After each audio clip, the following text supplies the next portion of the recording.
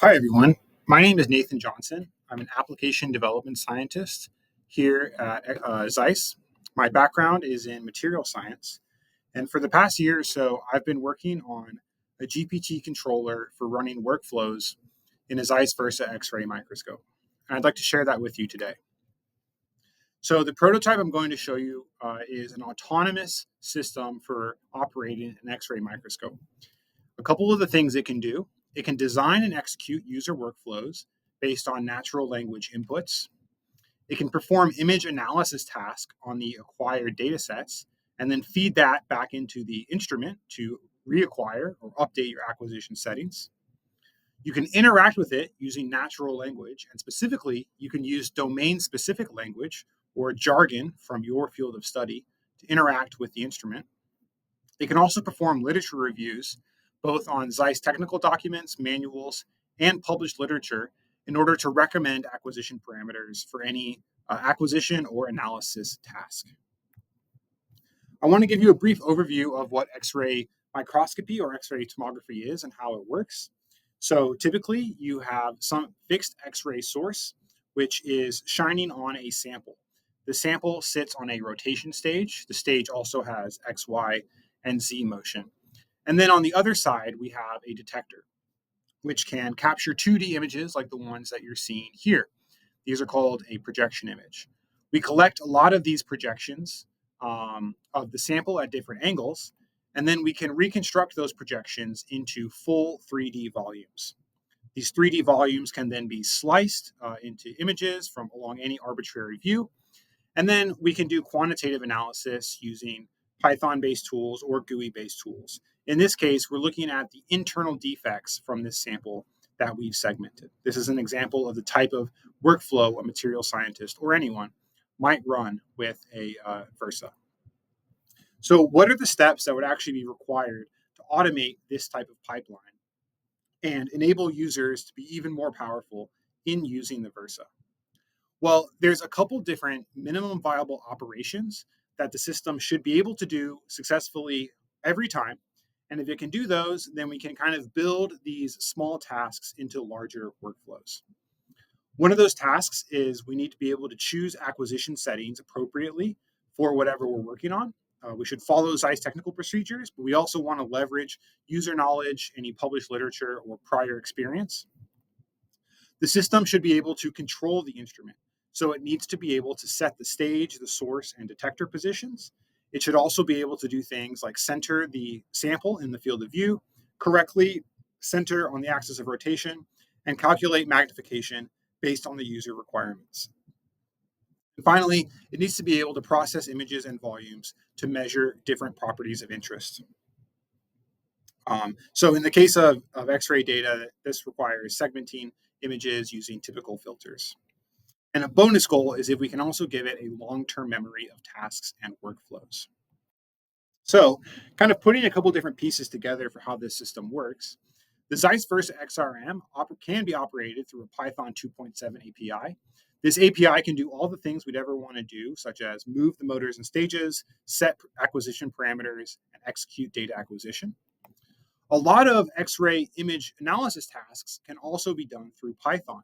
So there's a wide number of Python libraries such as skimage, OpenCV, or the IMPy3D package, which are robust at doing image segmentation and quantification from X-ray projection images or full 3D data sets. Also, as many of us have seen, large language models are very adept at writing Python code. Simultaneously, these large language models can parse natural language instructions, they can plan workflows, and they can ingest and understand technical documents. Within the past several years, a type of LLM architecture has arisen called a multi-agent system. This is composed of many different large language models that each have their own specific tasks. These multi-agent systems can integrate and interact with multiple APIs or system interfaces. They can plan and execute long, complex workflows. And so that's what I've built today is a multi-agent LLM system for achieving those tasks that I showed on the prior slide. The system is composed of 6 different modules. 2 of the primary modules are the instrument and analysis module. The instrument module is an instance of Azure OpenAI 4.0, or Zeiss GPT, as many of us call it. This module writes Python 2.7 Versa API code, which is then executed on the instrument to acquire data. And it can do all the things that we would want it to do for a normal data acquisition. We also have an analysis module, which is also Zeiss GPT. It writes Python 3.11 code for the analysis of images and volumes that we get from the system. It's been trained with things like skimage, OpenCV, as I mentioned. We have two other large language models instances or agents. We have an orchestrator. This is kind of the director or the most important LLM in the workflow. It's actually the user entry point into the system. It receives the user request. It then designs a workflow and delegates tasks to the other agents, such as the instrument agent or the analysis agent. It can also gracefully handle failures, so it can observe whether tasks are proceeding correctly or incorrectly, and then update or redesign the workflow as needed. We have a reporter, which is also a large language model, and this is used for taking the outputs from the other agents and communicating back with the user using natural language. We have a geometry module, which is not a large language model. It is a hard-coded deterministic math solver. The geometry module computes all the calculations that we would need to move our stages to achieve certain outputs. So, for example, if the user wants to center their object on the stage, or they want to achieve a specific field of view or pixel size for their data set, then those types of calculations are run through the geometry module. It returns instrument settings that are then given to the instrument LLM, who writes a Python code to acquire the data at the user-defined settings. And finally, we have what's called a retrieval augmented generation pipeline, which I call the librarians. These have been trained on a wide variety of published literature, as well as Zeiss technical documentation. When a user asks questions such as recommend acquisition settings for me or tell me more about this process, those are run through the librarians, which then search through our large document of texts or large database of texts and returns relevant answers to the user. Those answers it returns can also be piped into the instrument or the analysis module to help inform the decisions or the tasks that they execute. So now I'd like to demonstrate for you this system and some of the types of things that it can do. So in the background, you can see NavX, our wonderful user interface for the Versa. On the right-hand side, you can see a live feed of the stage. Our sample is right here. It's just a 3D printed plastic block. Next to that on the right is the detector, and on the left of that is our X-ray source. So one of the first things we can do is just move the stage and take an image. So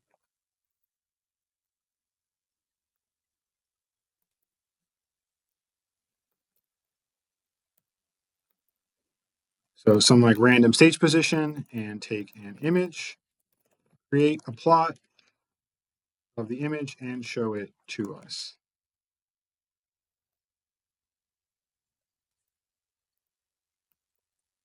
And we're going to give it an exposure time so it doesn't choose something crazy. So in the middle, you can see the reporter agent communicating back with us. On the right, you'll see the workflow that the orchestrator has designed. And on the left, we can see raw outputs from each one of the large language models that we're using. So now it's moving the stage.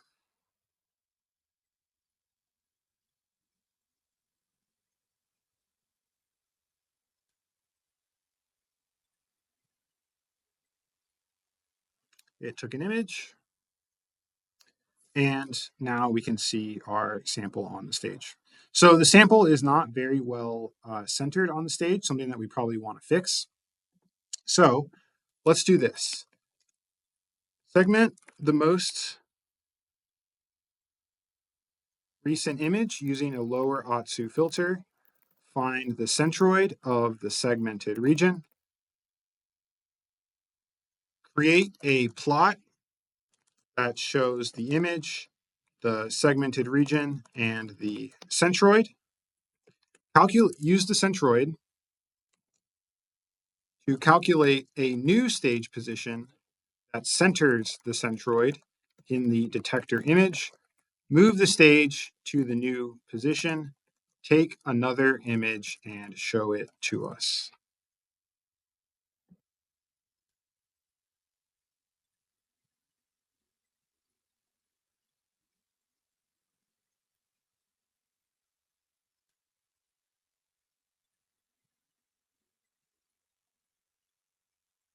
Cool.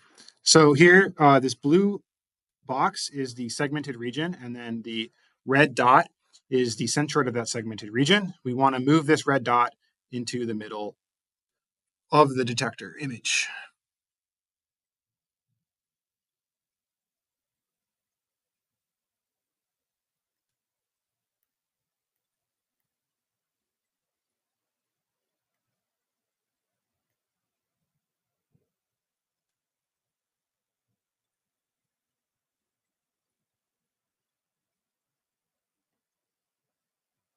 So now it's going to move the stage to the new position.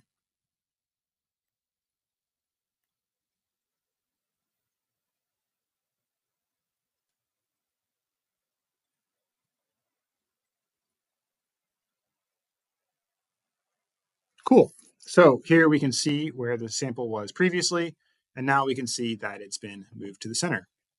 Sorry, my audio died for this clip, so I'm recording a voiceover. But in this next demonstration, I want to show you how we can leverage literature documents and Zeiss technical documents. We can search through these documents using our multi-agent platform. We can get recommendations for settings based on the material that we're looking at or the type of workflow that we're doing. And then we can pipe those recommendations into our data acquisition. So here I'm telling it that I have a sample of Ti-64, that's a titanium alloy.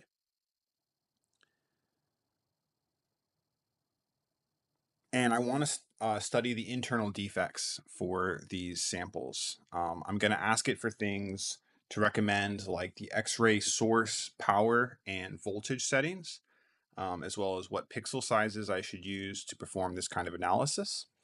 In the background, it's going to be taking my query. It's going to be searching through the literature documents that it has, trying to find peer-reviewed papers that did this kind of study. And then if it finds one, it will recommend settings for me.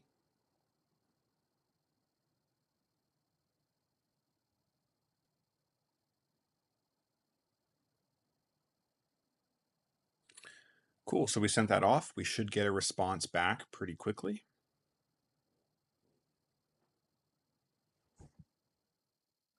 So we can see in our response, yeah, it came back with some specific documents that it had found.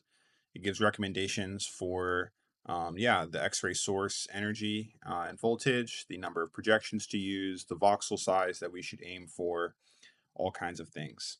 And then we can just directly take this information, we can modify a recipe file and begin a full 3D acquisition using this information.